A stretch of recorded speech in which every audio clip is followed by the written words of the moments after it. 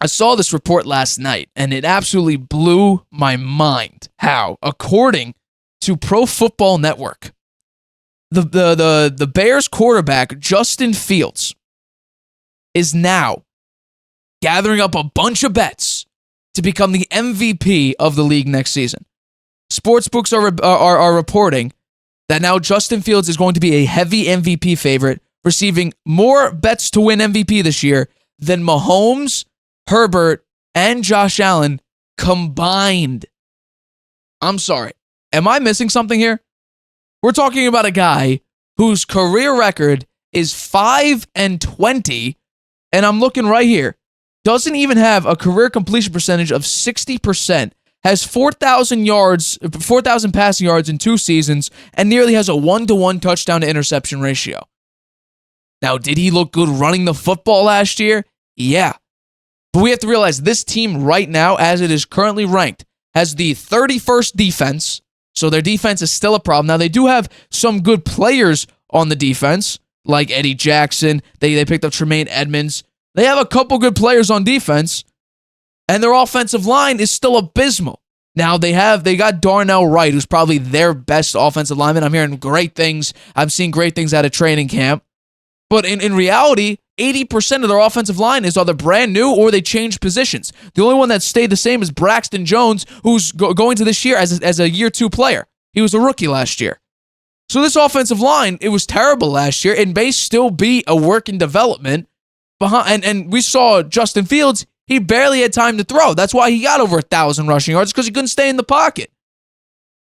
So my bet would be this is nothing. This is people trying to cash in on whatever Justin Fields' odds are. I don't have them in front of me. I believe I talked about them before. But Justin Fields, I guarantee you, is probably like plus 2,000. So under those odds, yeah, maybe. But if we're being serious here, I'm telling you right now, there is a 0% chance that Justin Fields will win NFL MVP next year, because there are too many good quarterbacks who are super valuable to their team. And I understand Justin Fields is probably the most valuable piece, at least on the offensive side, of the Bears. However, Jalen Hurts is more valuable on the Eagles. Dak Prescott, I would say, is more valuable on the Cowboys. Josh Allen, Tua, Aaron Rodgers, Joe Burrow, Lamar Jackson, Trevor Lawrence.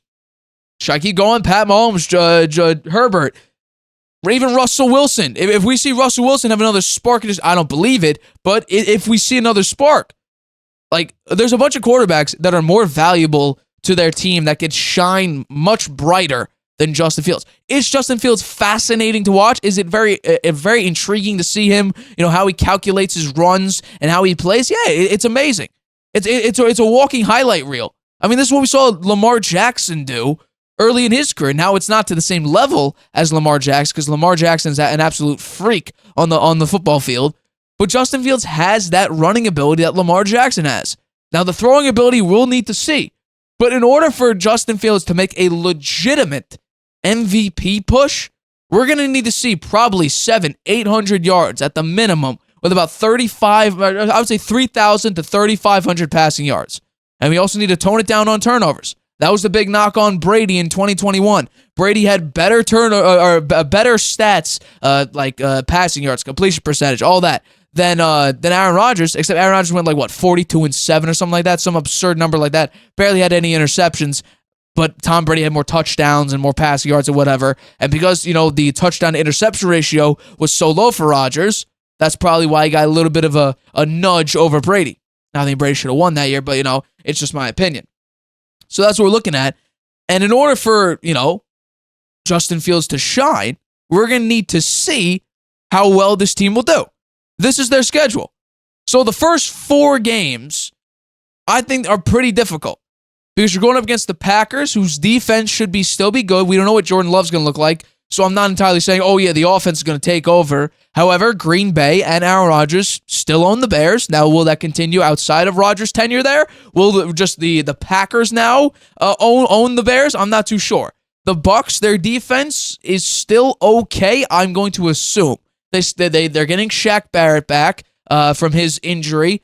So I'm not sure what this Bucs team is going to look like. We have Baker Mayfield or Kyle Trask at quarterback. We'll talk about that in the next topic here. You go up against the Chiefs. The Chiefs and the Broncos should beat you. So you go, at the very best, You're going to go 2-2. And then, the Vikings are going to be interesting. The Raiders, I don't know what they're going to look like. They should look good. The Chargers, the Saints. What does Bryce Young look like? The Lions had the most high-flying offense through like half the season last year. I mean, realistically, I'd give them 6 wins. 6 wins. Maybe 7.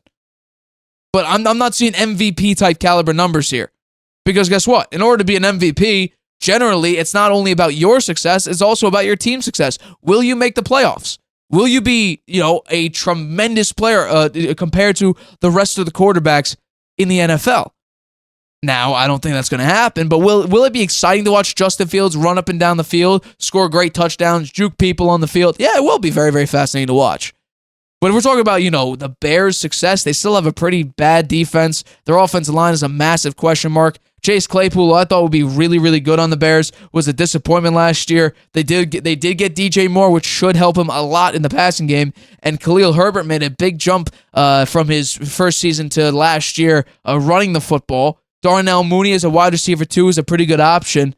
Cole Kmet, they're going to think about signing into a big extension, or they already signed into a big extension.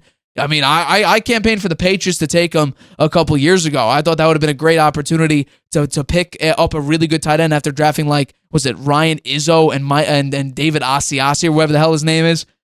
That was a bad choice by the Patriots to pick up those tight ends when you could have gotten someone like Cole Kmet in the first round, and I actually thought about that. And I actually believe in my mock draft, or it might have been the 2020 mock draft, but I actually, on my mock draft, said that they should pick him up, and they didn't, which is a disappointment on my part. But Justin Fields is lucky.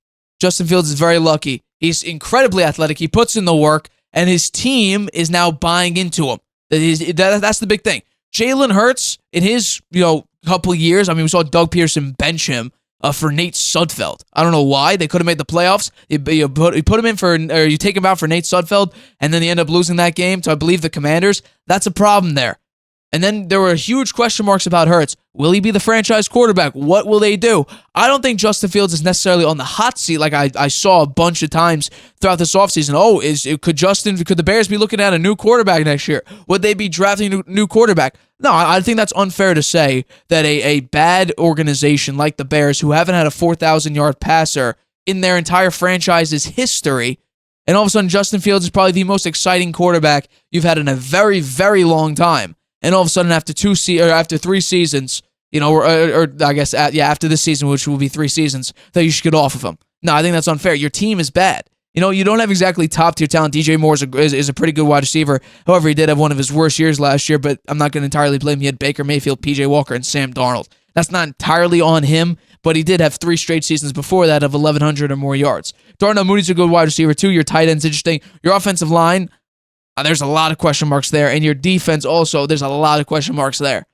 So I don't know what to do with this Bears team. I do not think, going down the line right now, they are not better than Minnesota. They are not better than Detroit. And I think the closest team they have to beat is the Green Bay Packers, which I'm not sure entirely how Jordan Love's gonna play. I don't know how great that team will be. But I do know that what Aaron Rodgers did last year, I believe Jordan Love can replicate that. So I think they can get to about 7-10, 8-9, and I think that's where the Bears need to be. But I really think 3-14, a total last year, and then Justin Fields in his entire career has a record of 5-20. We're going to need to see a much, much better Justin Fields. And I just think, truthfully, with the talent that the Bears have, I can't see him getting to 3,500 yards and minimize on turnovers. I think he may have about 2,800 yards passing and maybe 1,000 rushing yards. But because guess what? His offensive line is still bad. Now, could the rookies and the young players and the offensive line swaps, could they work out amazing? And all of a sudden we see a great offensive line of the Bears? Is that realistic? Not really. Could it happen shockingly? Yeah, it could.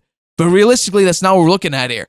So Justin Fields as a MVP favorite, a betting favorite, more votes, more bets than Mahomes, Herbert, and Allen combined.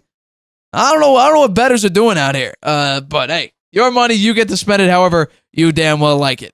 Hi everybody, thanks for watching. Make sure you subscribe here to get the latest from the show. Also, if you want to check out the full episode, make sure you click the I in the top right-hand corner right now. If you want to listen to this show anywhere you go, make sure you go to anchor.fm/The Harvey Hour or anywhere you get your podcasts.